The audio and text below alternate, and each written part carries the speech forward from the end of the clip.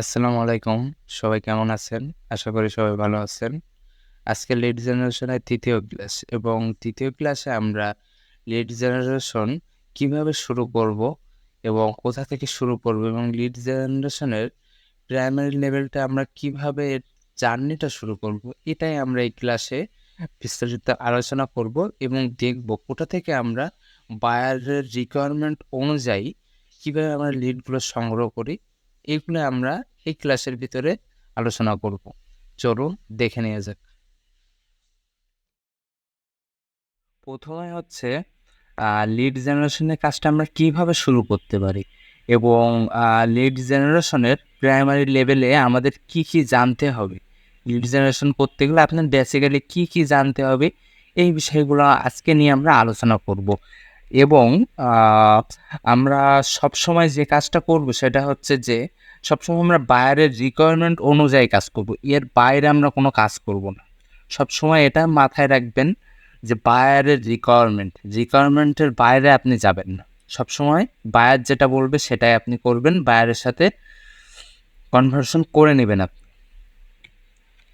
তারপরে যে বিষয়টা সেটা হচ্ছে যে আপনাকে একটা পারফেক্ট কিওয়ার্ড চিনতে হবে লিড জেনারেশন করতে গেলে। কিওয়ার্ড ছাড়া আপনি লিড জেনারেশন করতে পারবেনই না একেবারে। আপনার লিড জেনারেশনের মেন জিনিসটা হচ্ছে লিড বের করার প্রথম যে ধাপটা হচ্ছে, প্রথম যে মাধ্যমটা হচ্ছে সেটাই হচ্ছে আপনার কিওয়ার্ড।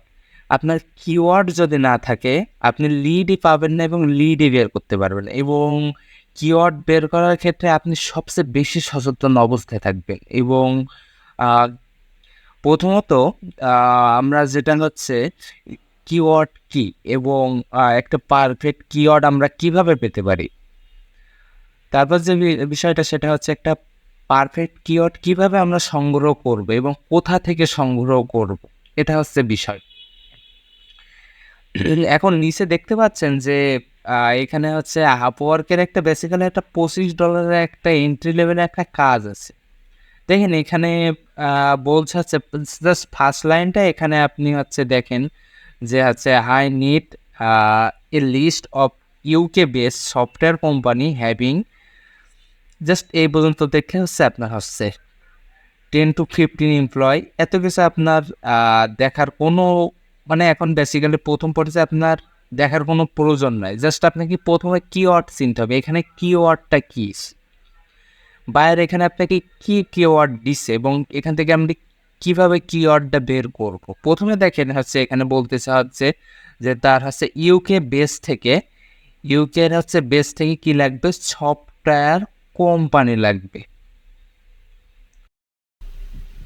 প্রথমত এখানে বের করার আগে আমাদেরকে যে বিষয়টা জানতে হবে সেটা হচ্ছে এখানের কিওয়ার্ডটা আমাদেরকে বের করতে হবে। এবং এখানে কি বলছে তার কি লাগবে, ইউকে বেস থেকে সফটওয়্যার কোম্পানির যে লিস্ট আছে লিস্টটা লাগবে তার।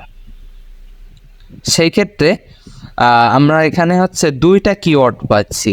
প্রথম আছে ইউকে ইউনাইটেড কিংডম, আর দ্বিতীয় যে কিওয়ার্ডটা সেটা হচ্ছে সফটওয়্যার কোম্পানি। তাহলে সেই ক্ষেত্রে আমরা সার্চ দিতে পারি কি, software company in United kingdom, এটা বলে আমরা সার্চ দিতে পারি। আমরা বেসিক্যালি এটা বলে সার্চ দিলাম।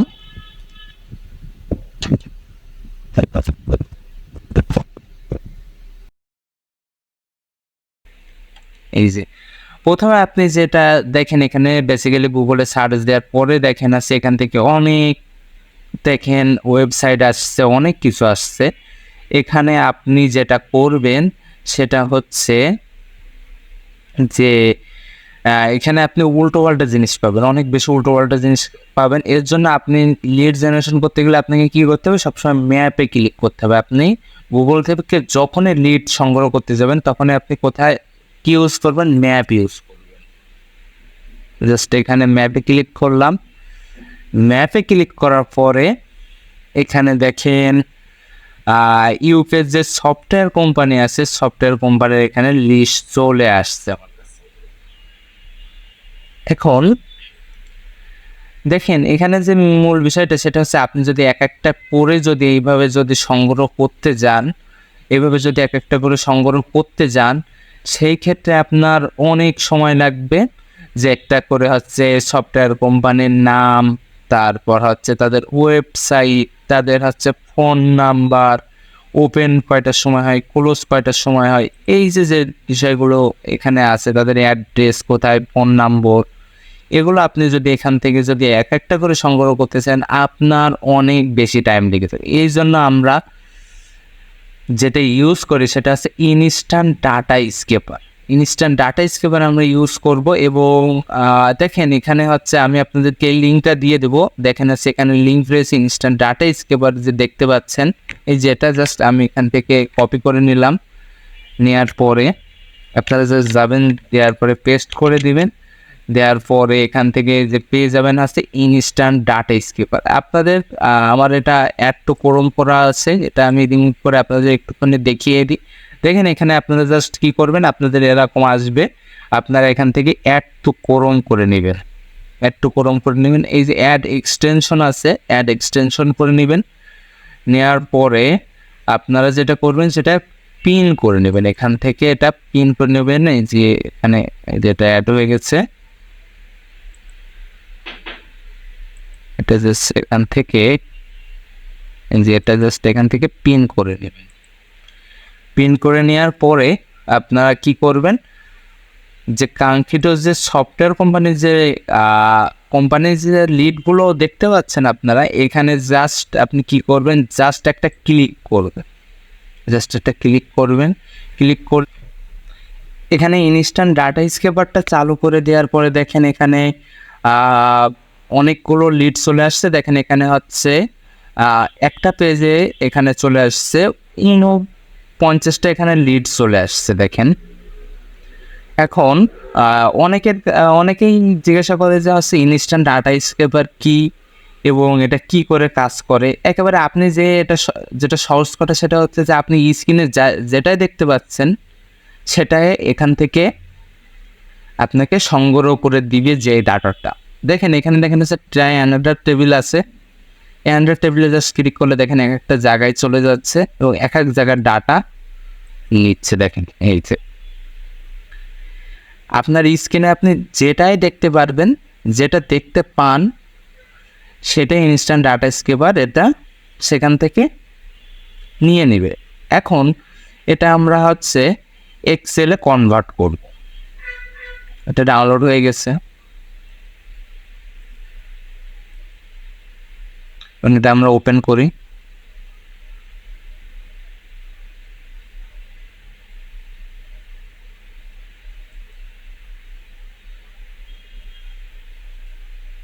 তো এনাবল এডিটিং করি।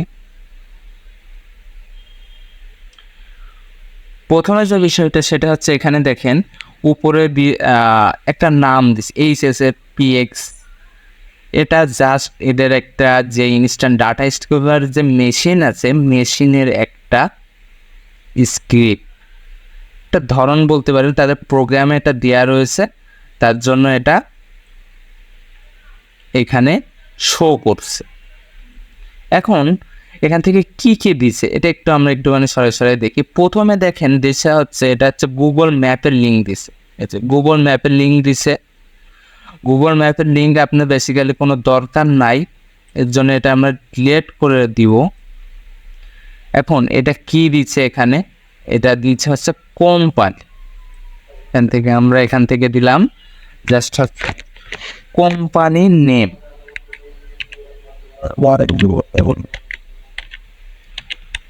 Company name. তারপর যেটা দিচ্ছে সেটা হচ্ছে দেখেন রেটিং দিছে। ক্লায়েন্ট যদি চায় যে তার রেটিং দরকার সেই ক্ষেত্রে আপনি দিবেন, না চাইলে আপনি দিবেন না।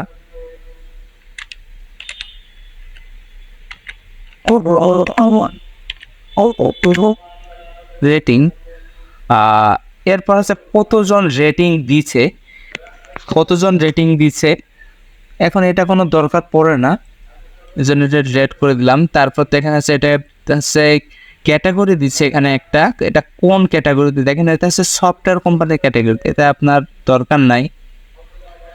এখানে কিছু হিজিবিজি অনেক বেশি পরিমাণে আপনাকে ডাটা দিবে, কিন্তু হচ্ছে আপনি এখান থেকে জাস্ট কাঙ্ক্ষিত ডাটাটাই আপনি এখান থেকে নিবে, কয়টার সময় ওপেন হয়, কয়টার সময় ক্লোজ হয়, সব কিছু দেখেন না সেখান থেকে দিয়ে দিচ্ছে।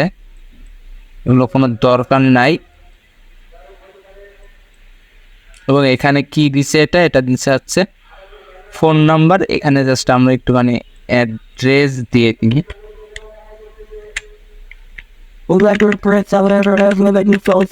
অ্যাড্রেস, আর এটা কি দিচ্ছে ফোন নাম্বার। জাস্ট আমরা ফোন লিখি,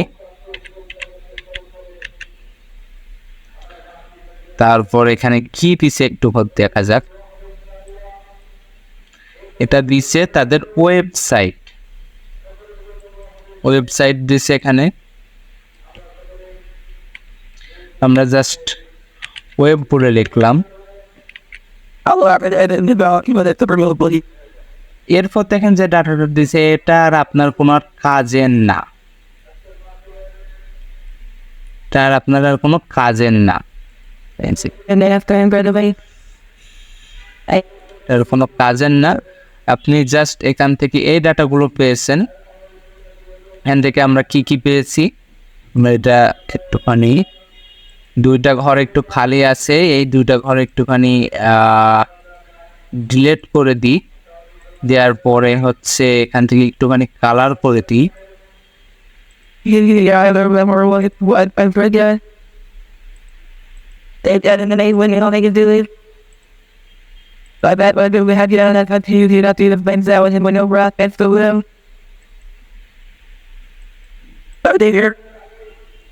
এবং এখানে দেখতে পাচ্ছেন যে আমরা কি কি বিষয়গুলো পেয়েছি।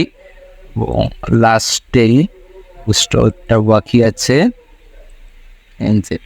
এই বিষয়গুলো আমরা পেয়েছি। এবং এখানে কোম্পানি নেম পেয়েছি, রেটিং পেয়েছি, অ্যাড্রেস পেয়েছি, ফোন নাম্বার পেয়েছি এবং ওয়েবসাইট পেয়েছি। এবং এখানে একটা জিনিস মিসিং আছে, সেটা হচ্ছে তাদের ইমেইল নাম্বার। এবং চতুর্থ ক্লাসে আমরা দেখব যে কিভাবে আমরা ইমেইলটা বের করতে পারি, এবং বিভিন্ন টুলের সাহায্যে বের করব, এবং হচ্ছে ম্যানুয়ালে আমরা কিভাবে ইমেইলগুলো বের করতে পারি, এই বিষয়গুলো আমরা দেখব। আজকের ক্লাস এই পর্যন্তই।